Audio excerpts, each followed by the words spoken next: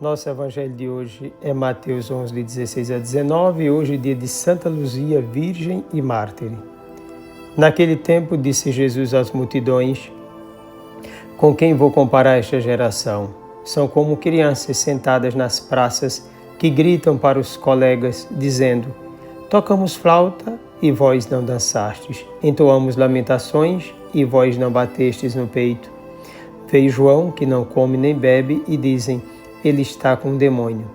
Veio o Filho do Homem, que come e bebe, e dizem: é um comilão e beberrão, amigo de cobradores de impostos e de pecadores. Mas a sabedoria foi reconhecida com base em suas obras. Palavra da salvação. Jesus procura responder à pergunta: com quem vou comparar essa geração? Oferecendo duas situações, uma de festa e outra de tristeza. A primeira convida à dança, a segunda às lamentações. Nas duas situações manifestam-se os que desejam fazer algo em vista do outro, como também aqueles que não se interessam por nada.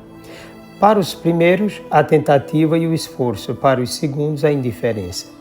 Nesse jogo, a história continua fazendo sofredores, apostadores e algozes, inocentes pilhados e massacrados em suas convicções, inimigos, entre aspas, livres, despreocupados e mantenedores de urgências, manipuladoras e escravizadoras. Muitos na estrada do bem, fazendo de si um tesouro para os demais.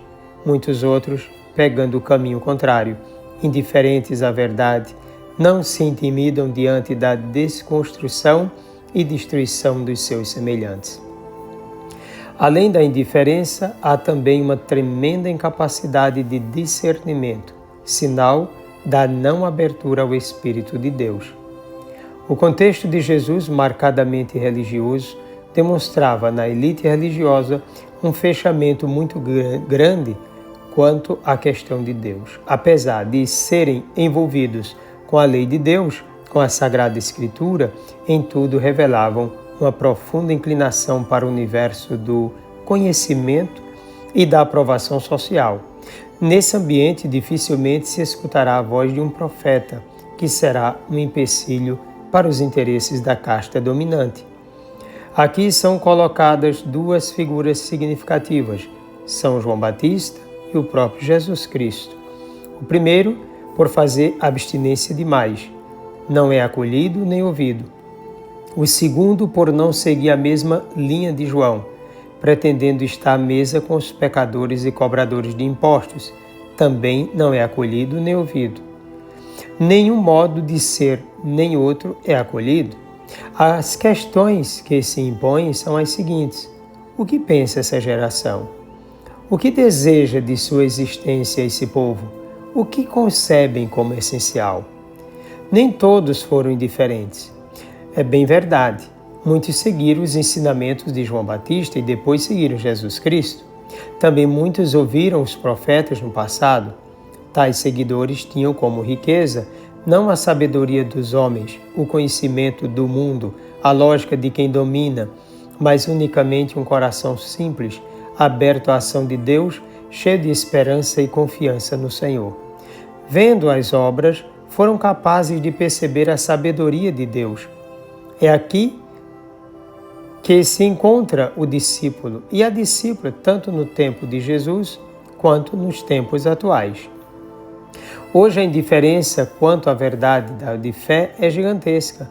Muitos não se sentem bem tendo que falar o nome de Deus, também não sentem abuso quando se fala em religião, chegam a ter nojo da fé, como se bastasse o conhecimento científico que possui e às vezes falso conhecimento, deturpação do conhecimento. Muitos outros preferem os dizeres prontos, as frases de efeito, os discursos lógicos, os ditos científicos. Ainda outros preferem viver de baladas, festas, futebol, bebedeiras, folias, redes sociais. Também há outros que preferem permanecer em casa, simplesmente em casa, sem fazer nada. E aí volta a questão das redes sociais, dialogando por meio, desse instrumento, mas nada de fé, oração, silêncio, diante da palavra de Deus, Santa Missa, caridade e diálogo pessoal em muitos casos. Outros ainda vão à igreja, muitas vezes fazendo do local um point. Tantos outros procuram ter conhecimento de tudo, até mesmo da vida alheia, menos da verdade do ser humano diante de Deus. Por último, alguns poucos procuram a Deus verdadeiramente. Quando vamos acordar para a verdade da nossa salvação? Quando, de fato, seremos absolutamente servidores do Senhor, movidos por um amor total? Quando a palavra de Deus será o nosso alimento sem o qual será impossível viver? A quem estamos dando ouvidos atualmente? Por que jogamos tantas palavras fora e não valorizamos uma profunda comunicação com Deus?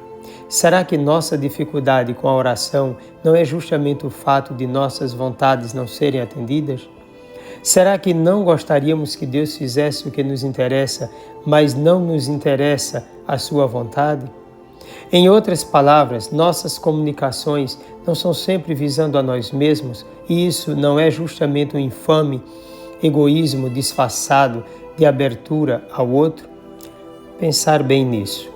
Desça sobre ti a bênção do Deus Todo-Poderoso, Pai, Filho e Espírito Santo, um forte e carinhoso abraço.